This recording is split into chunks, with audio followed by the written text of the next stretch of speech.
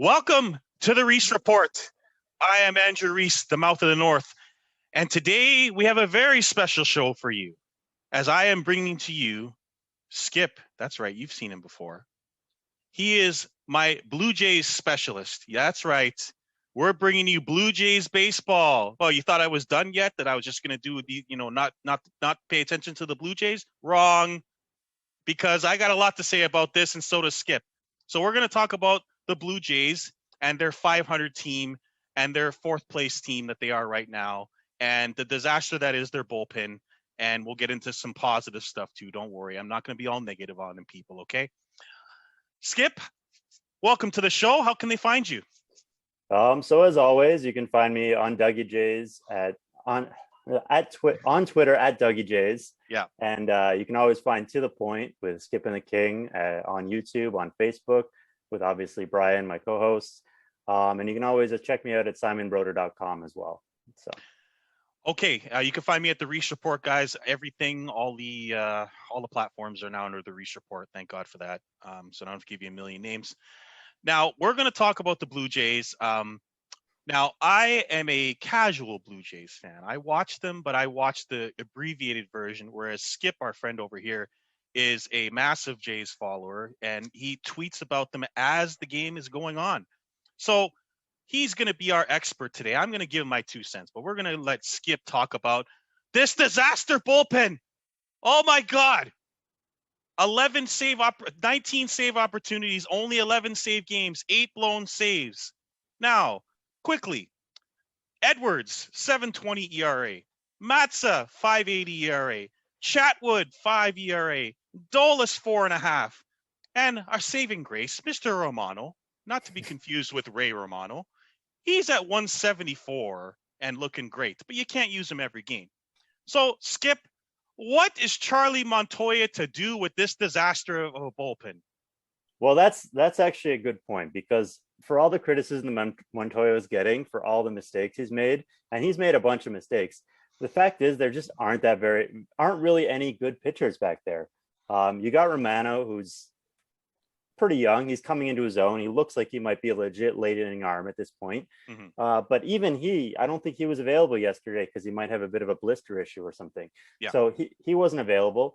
And then you go down the list and you see who's he supposed to turn to.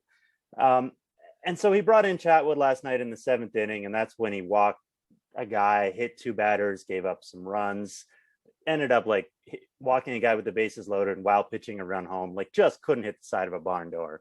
I felt bad for Stripling. Like I said to you on Facebook that night, I was like, my softball team would have scored runs off this guy. Like, he could not throw a strike to save his life. And the fact is, I go down the list. Dolis, he's supposedly our second best, most high leverage reliever. 4.58 ERA, 4.62 FIP. And you go down all the fielding FIP, which is fielding independent pitching. You go down that list, and the guys with a FIP under 4, like Anthony Castro, a guy they got off waivers, really hasn't thrown a lot of innings. I'm not sure I buy that. Tim Meza, despite his 5.79 ERA, he's got a 3.74 FIP, so he's probably a little better than he's pitched so far. And then Tyler Chatwood, he's got a 3.84 FIP, but we all know that he's completely lost it. Yeah. I wouldn't be surprised to see him get DFA'd or put on the IL just because he can't throw a strike. They showed a graphic last night during the game that he's allowed 60% of base runners to reach over the past like 32 batters he's faced. Like, it's just a ridiculous number. He just cannot hit the strike zone. Not a viable option at all. Yeah. But the fact is, what are they supposed to do? And that's where it comes down to, okay, do you call someone up from the minors? Do you go out? Do you make some trades? That's my next question. I think it's time for the Jays to really, if they want to save the year, they have to go out and they have to find some arms somewhere, because getting guys like Carl Edwards Jr. off the scrap heap, like, there's a reason he was available for free. Yeah. There's a reason these guys they're calling up now are not big name prospects. Like they called up a guy named Taylor Saucedo today. He's thrown 20 good innings in the minors, but like, who's Taylor Saucedo? He's not the answer. Yeah. Thomas Hatch, he's coming up soon. He's not the answer. Right. They're getting all excited about this guy, Patrick Murphy, who Buck Martinez on the broadcast yesterday said, okay, so we're bringing up this guy. Like, he was pretty good last year. in 4 appearances. Yeah. Like Yeah. these are rookies you're calling on to try and save the season, and that's not going to cut it. If they Yeah. want to be competitive, they're going to have to go out and get some arms. Yeah. In a perfect world, if the Jays had a better starting rotation, a more reliable starting rotation, maybe arms that were a little stronger, that could last a little longer, would you use Manoah in a reliever role instead of starting? No, I No. don't Okay. think Manoah's. I think they called Manoah up because they had a need in the starting rotation. Yes, I they did. think at this Yep. point in his career, you got to see what he has as being a starter. I Yep. think they prefer if that was happening in the minors right now, but Right. he was just dominating the minors and Yep. they didn't have anybody. Yep. So sure, call him up, see what he's got, give Yep. him like a runway of like 3 or 4 starts and Mhm. see if he's worthy of a longer look. And so Yep. far he's really impressed. He's Yep. going to run into problems. He's probably not going to be an elite pitcher this year, Yeah. but he's going to learn at the big league level. And then if he has to go back down to AAA after maybe 10, 15 starts, that's not the end of the world. But Yeah. I don't think you want to convert him to a reliever right now, especially with the way that he was dominating in the minors. I'm concerned about him because of the Nate Pearson experiment, which has turned into a disaster. And if I look at the Jays rotation, they kind of need him right now because I don't know if you can rely on Matz, Ryu, and Ross Stripling to continue to win games for you, especially when the bullpen is blowing games as well. So are you looking at some starting pitching like Ross Atkins? Like, I think he needs to wake up and realize he needs some arms on this team if you want to be competitive. You can't just rely on your hitting the whole season. Yeah. So I think where we're at with the Jays right now is they have to decide if they're in it to win it. Yeah. Because if you go back to about 3 weeks ago, they were right in the race for first in the division. They looked like they were about to overtake the Red Sox. And then they had that horrible week where they blew 6 games in a row. Yeah. Just every single game they should have won. Maybe one Yeah. was like 3-1, but every other one they were. Yeah, I think they lost 7 straight to Tampa and Boston. Is that correct? I think it was 6, but yeah, it was Yeah. 6 straight, and it was Yeah. 6 straight, all of them in the bottom of the 8th inning or later. Yeah. Just Yeah. horrible losses. Yeah. And at that point in the season, I was like, okay, they lost a couple games. That sucks, but good teams lose games. Like the fact that they're in these games in the 9th inning is a good sign. Usually Pythagorean record will even out, run differential will even out.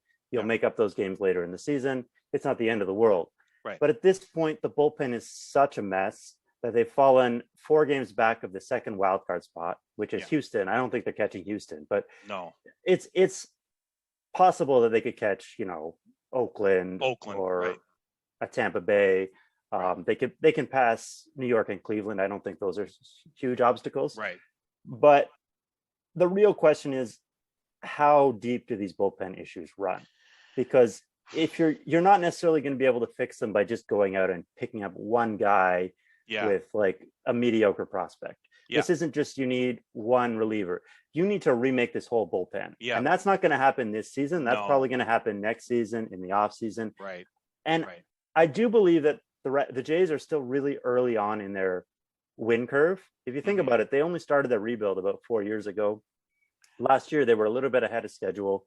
This year, kind of the offense is peaking before the pitching is caught up, which is okay in the larger scheme of things. So I don't think you want to jump in and say, this is our year. We have to win this year. Like Vladimir Guerrero Jr. is like 22. Yes. Bo Bichette's like 23 or something. So these guys are super young. So there's no huge rush to fix everything this year. But if they want to contend for a wild card, if they want to be in the conversation, they need to make some moves. They need to pick up some arms, whether that's going out and getting some young arms that might be around for a while, whether it's getting like a Daniel Hudson, he went on the DL today, but he's a nice little veteran arm, like 35 or something. Probably wouldn't cost that much. There was some talk about maybe a trade with Seattle. I'd like to see them go. Kyle Seager's a nice little third baseman on Seattle, and they could go out and get Seager and maybe an arm for like a Biggio and maybe a prospect. I don't know exactly what that trade would look like. But there are options out there. It's just about where are you in the win curve and how hard do you want to push this year. But either way, they have to do something. So here's my thing, Skip, and I'm not an expert on this, but I watch very closely all off seasons in sports. How much blame are you putting on Ross for not noticing or realizing this is exactly what the team needed last year after the season ended? I mean, everybody saw that the Jays had offense. Now, I'm not faulting the Springer move. Okay, he's missed the whole season. It was a Mhm. good signing. No problem with that. Simeon's played great, but did you really need Simeon in this lineup? And they didn't sign any pitching at all with all this extra money that they had. They didn't do anything with their pitching, and it's like not a surprise at all to me that they're struggling right now. So I would say the answer is some to your question. I think Ross Atkins and Mark Shapiro deserve a little bit of blame. Mm-hmm. It's not fair to say they didn't do anything. They went out and they signed Kirby Yates. They went out and they Yes. picked up Tyler Chatwood. They did make these moves. They added Mats to the rotation. Mm-hmm. Now the fact is those moves weren't enough at the time, and they Right. look even more now that they weren't enough. Right. Right. Because if you look down the guys in the bullpen who've gotten hurt, because the biggest argument they'll make is, well, everyone got hurt, and that's why the bullpen sucks. Right. Which is, yes, that's true. They have a lot of guys on the DL, but look at the guys they have on the DL. So first, Kirby Yates, they signed this guy to be their closer. He hadn't pitched in like a year and a half. Exactly. He pitched well in a long time. Exactly. He was but apparently his medicals didn't even check out. Right. Like, no one was surprised when he got hurt. Exactly. Yeah. You look at Julian Merriweather, he got hurt. Yeah, when has Julian Merriweather not been hurt? He's been hurt his entire career. That's what were you why expecting? That's why the Jays got him for Donaldson. Right. And then like David Phelps, okay, yeah, he got hurt. The last time he's thrown 35 innings in a season was 2017. And let's not forget your favorite pitcher, Tanner Roark. Tanner Roark, well, that was a whole misfire on a different level. That was from the year before, so I'm not factoring that in here. But then like Tommy Malone, yeah, another guy, terrible pitcher. He's a terrible pitcher. Right. AJ Cole got hurt. Travis Bergen got hurt. These guys are not your saviors. No. The only guy that's gotten hurt that I would qualify as a surprise, and it's not a shock, but Baraki was a guy they were counting on who got hurt. Right. But even he is pretty recently coming off of Tommy John surgery. Like, it's not a huge shock that he got hurt. Right. So all of these guys, yes, the bullpen's banged up, but you should have been anticipating that going into the season. Exactly. And I thought in the offseason, their rotation wasn't strong enough. Their bullpen wasn't strong enough. Yeah. The rotation has surprised me. Mats and Ray have outperformed expectations. Right. But it's not a surprise that the bullpen is trash. And the fact that they had a couple of good weeks in April doesn't change that. No one should have believed in this bullpen to begin with. Exactly. And it's not a surprise that they're cratering now. Yeah. And yeah, they need to go out and they need to find pieces, whether it's short-term pieces, long-term pieces. Yeah. Moves need to be made. Okay, perfect. Now that we've gotten rid of that ridiculousness, we're going to talk about an absolute monster. Vlad the Impaler. If you don't know who that is, it's Vladimir Guerrero Jr., who's looking about maybe even better than his dad right now. Oh my God, 336 with 19 homers and 50 RBIs. You put him in Buffalo, he's going to hit like 60 home runs the way this is going. Keep him in Buffalo, please. My God. If they keep pitching to this guy, it's going to be over. Watch out, Roger Maris. I'm only kidding, guys, but he's that good. I heard a great comment from Simon the other day saying that Batista's going to look like what after, if this guy keeps doing this. I think I said he's going to look like a slap hitter by the time Vlad you go. Hey, shout out to Jose. I love your bat flip, but man, oh man, this guy can do it with average. He can do it with home runs. He is unbelievable. Skip, what can you tell me that I don't know about Vladdy? Okay, so I think the best example of how insanely good Vlad is yesterday there was an at bat where I know what you're talking about. I saw this. The Boston pitcher, he got Simeon out on the first pitch, and then he got Bichette out on the first pitch. So Vlad comes up, and everyone in the park knows he's taking the first pitch. Yeah. So Garrett Richards, I think it was. Yeah, Garrett Richards. Yeah. Throws the first pitch right down the middle, and Vlad just steps out of the box and shakes his head like, I can't believe I had to take that friggin' pitch. Like that was a meatball. Yeah. So he steps in, and the very next pitch he whacks it off the wall, and it was just like, it's just like so easy for him. He's out there. It's batting practice for him. Like the best pitchers in the world are batting. His confidence, what a change in his confidence in a matter of like a year and a half, maybe. It's crazy how people were talking about this guy as a bust last year. Like he's looking like an all-time player. So first of all, he's leading the league in batting average, home runs, and RBIs, triple crown. You Crazy. can't find a stat in the world where he's not leading the American League in hitting. I went back and I looked at his adjusted OPS plus right now, as we sit here filming this, is 202. Oh my God. 202. That means he's twice as good as the average MLB player. So I Crazy. went back and I looked in history. A 202 OPS plus over a full season, and mind you, this isn't a full season, but this is a half season. An adjusted OPS plus of 202 would be 49th all time. Oh my God. And you want to know who's ahead of him on that list? Who's that? So I got Babe Ruth. He had an OPS plus of 202 10 times. 202 or better. That 10 explains times. a lot. So Babe Ruth, we got him 10 times. Yeah. We got Barry Bonds. Yep. He shows up on that list 6 times. And we got Ted Williams, who shows up on that list 5 times. Wow. So those are 21 of the seasons that are ahead of Vladdy. And then you have other guys like Mark McGuire and like guys who had one really amazing season. Yeah. But we're talking about the very best hitters who've ever played baseball. Mhm. And he's getting into that category. Like, we're not even talking about an MVP all time.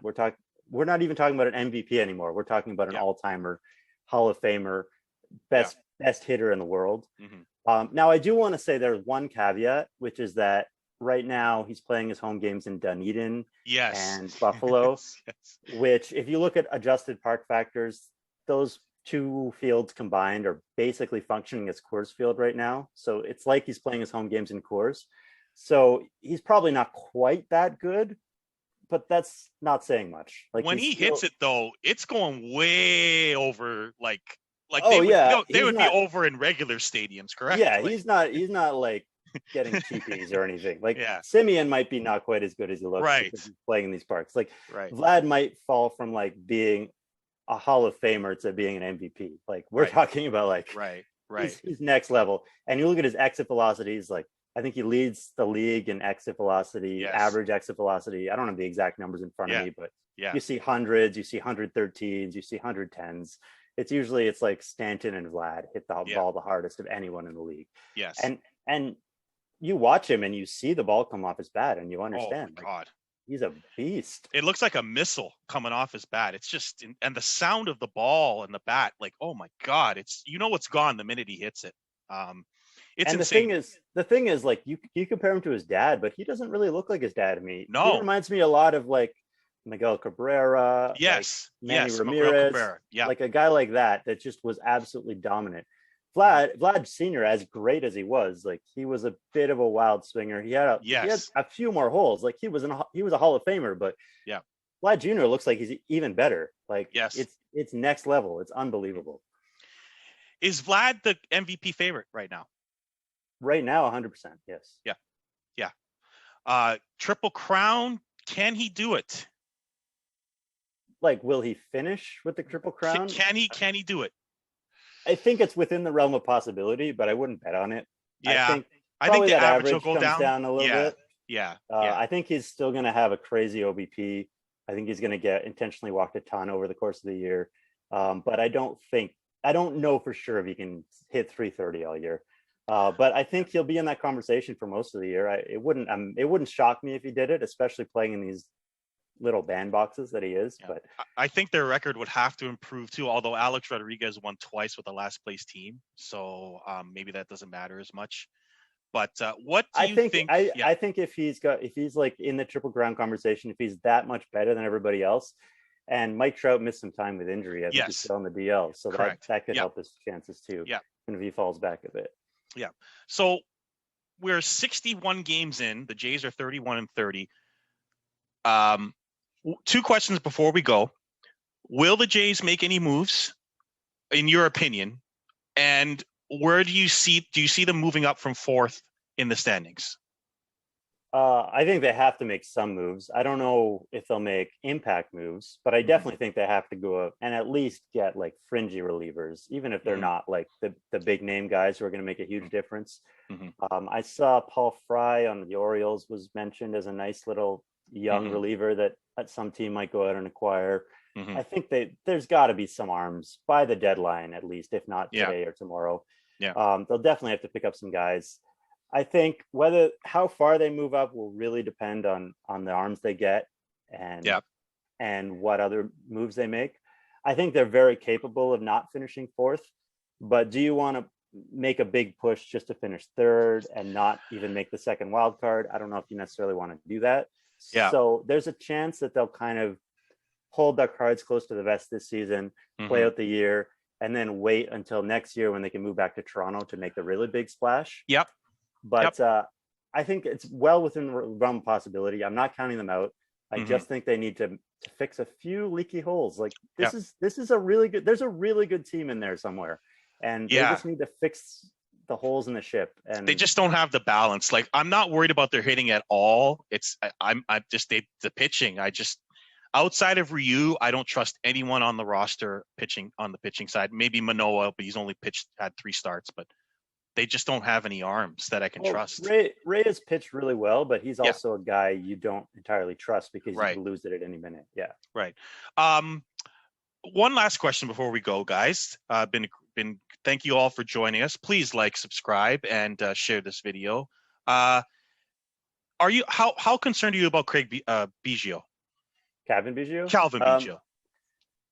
I think, look, he's not going to be a high average hitter. He's not going to be a great defender. I think his optimum role will be they'll add a third baseman and he'll be just the guy that comes off the bench. Yeah. And he'll fill in here and there. He'll play a little right field, a little second base.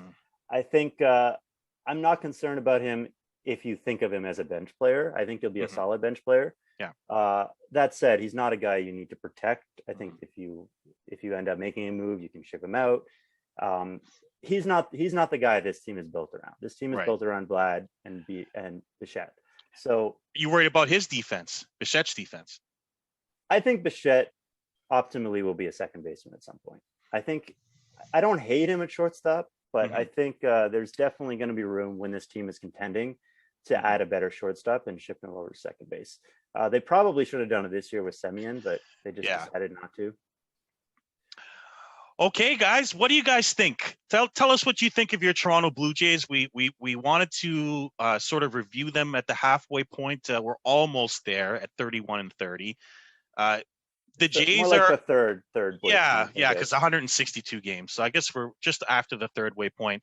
And I look at this team as a team that's unbalanced and has one side of the team doing very well and the other side of the team doing not so well or to average.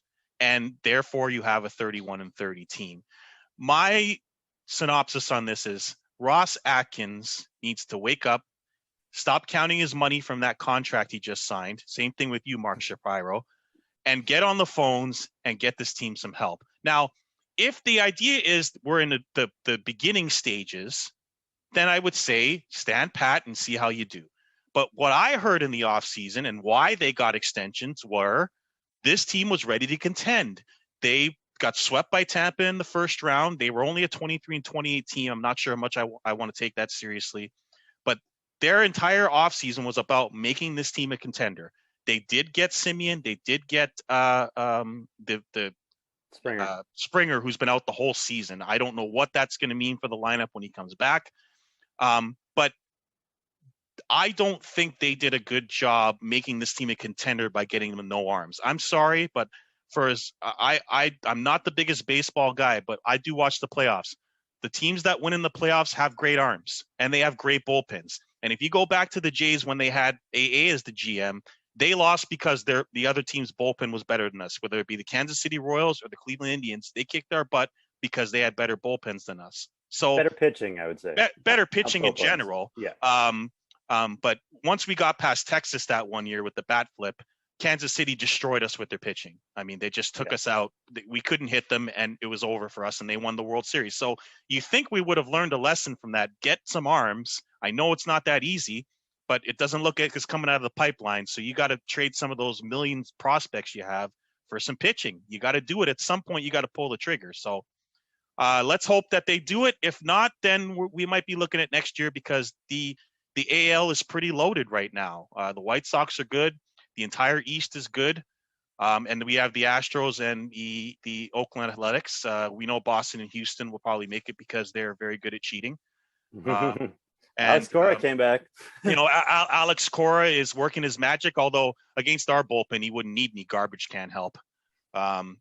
and you know, Houston, despite their struggles, are actually still up there. I mean, they lost Cole, their MVP Altuve fell apart, and they're still up there. They lost Springer, and they're still up there. So, and I look at a team like Tampa Bay, and it drives me nuts. Every year they're competitive, and they're not signing anybody. They're both their payroll's low. They trade all stars, and they're still good.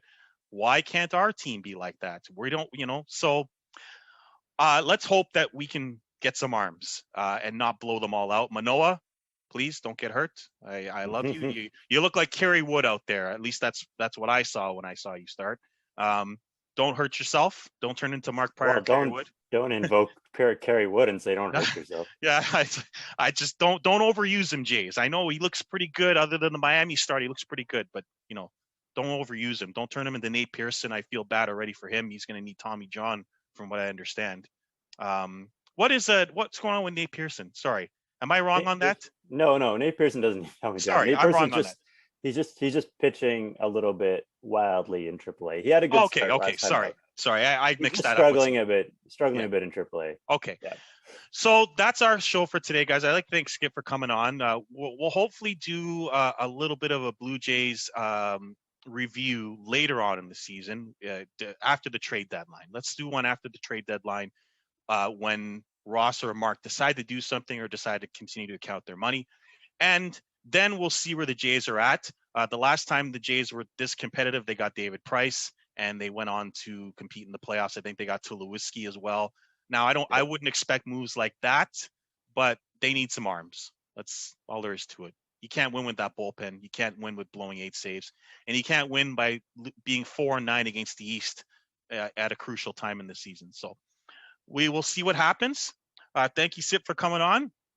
And please like, share, and subscribe, guys. We're trying to grow this great podcast, this great show. And I'm going to cover everything. You see, I've covered soccer. I've covered baseball. I've covered basketball, hockey. It's not over. And the NFL, when it comes, we'll be covering that too. So it's not over. We're going to keep going. Skip, thank you for coming on. You've been a great Blue Jays reporter. My favorite, in my opinion. All you other Steve Phillips and Mark Mitchell, you don't compare, okay? Let's get out of here, all right? We got our own guy, okay? I'll see you guys next time on the Reece Report. Thank you for watching, and I'll probably be on Skip's show soon. We're gonna do the GOAT debate, I believe, something like that. I think we're gonna probably pretty soon. Yeah, we're gonna do the GOAT debate pretty soon, which is gonna be a lot of fun because I've already got my research on that one. LeBron, you're not gonna like it. MJ, you're gonna like it. So we'll have fun with that in the future. Until then, I will see you on the next Reece Report.